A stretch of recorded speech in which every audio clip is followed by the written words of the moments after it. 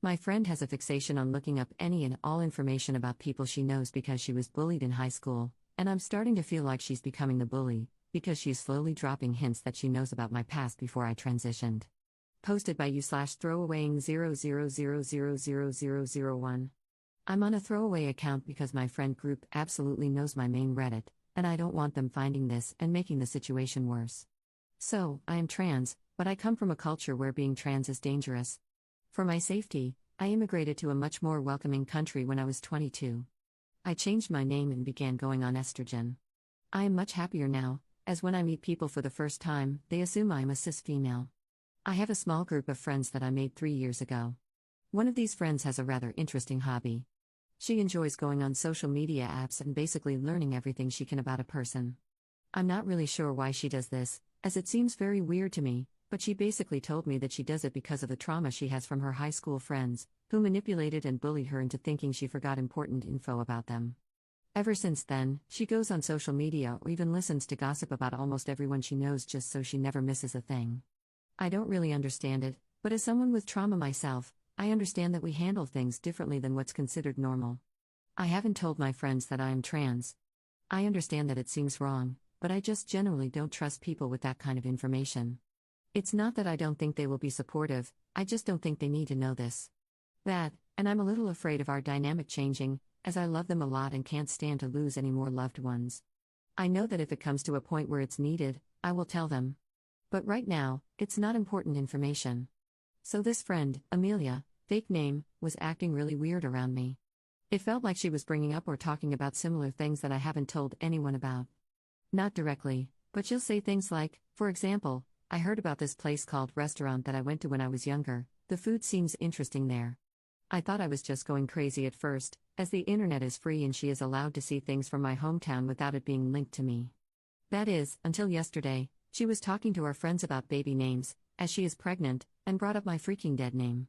We made eye contact for a bit as my friends gushed about how cute it sounded, but all agreed it doesn't really fit her ethnicity. She moved on and never brought it up again. I don't feel anything towards that name, nor do I feel like she is allowed to name her baby after it if she so desires, but it feels like a twisted form of power play. I'm not sure how she found it, but I don't think she'll use it against me or out me, as she's not that type of person. I feel like maybe she's just trying to hint that she knows. Right now, I just want to call her out on what she's doing and tell her that she needs to stop, as it's making me uncomfortable. But again, I'm not sure if this is the right move, as it is her coping mechanism for her trauma. Top/relevant comments. Commenter.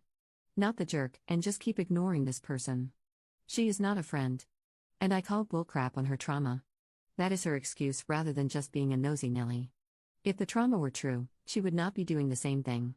Your identity is no one's business but yours to disclose if you choose to do so, in your own way and to whom you choose to do so. I don't think confronting this person is the way to go about it. Ops response. You're probably right, honestly. I'm just worried I might overstep and lose everything, as they have been friends with each other longer than they have been with me. Commenter 2. That's so invasive and rude and gaslighty that I wonder who was really the bully in her high school friendships.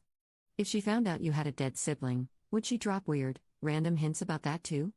Take away this being about your transition, and apply her behavior to any other sensitive topic someone wouldn't want casually hinted at in a public setting, and it should be easy to see how inappropriate and cruel she is being. Ops response. That actually helped a lot, thank you. Commenter 3. Are you sure she found something? Or did you maybe just react weirdly because she hit on a specific name?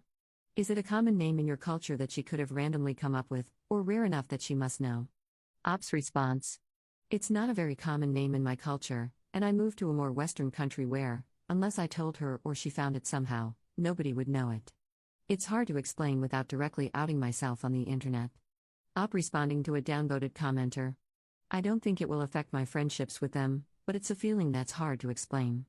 I don't want them to know because I want to seem like a normal girl, if that makes sense. I'm worried that by telling them, everything will change. Update 3 months later. First of all, wow.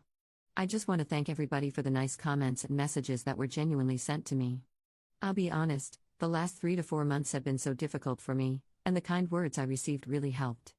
On to the updates. Amelia gave birth to a healthy baby boy, and no, she did not name him after my dead name. I don't think I would have cared anyway because one, like I said, I don't feel any attachment or trauma with that name, and 2, it's her loss if she names her son that, because she is white as snow and I am an Arab. Regardless, I still felt happy for her and celebrated her son because she was still my friend. Second, there's a trend on TikTok or Instagram where person A will record person B and film their reaction to hearing the sentence, "I'm so hungry I could eat" name. For those who might not know, the name they say tends to be the name of a person that person B has a strong past with, like an ex or a dead friend or something. My friend group and I went over to my best friend's house for a girls' night to spend time with Amelia since she's been busy with her son. They did the TikTok trend, and since I don't really frequent social media nor post myself, I mostly watched and chit-chatted with my other friends who also weren't super into trends. We were having fun until Amelia pointed the phone at me and said, "Hey, my name, I'm so hungry I could eat my father's name." I was beyond shocked. My dead name has no meaning to me, but my father's? Like a knife twisted into me.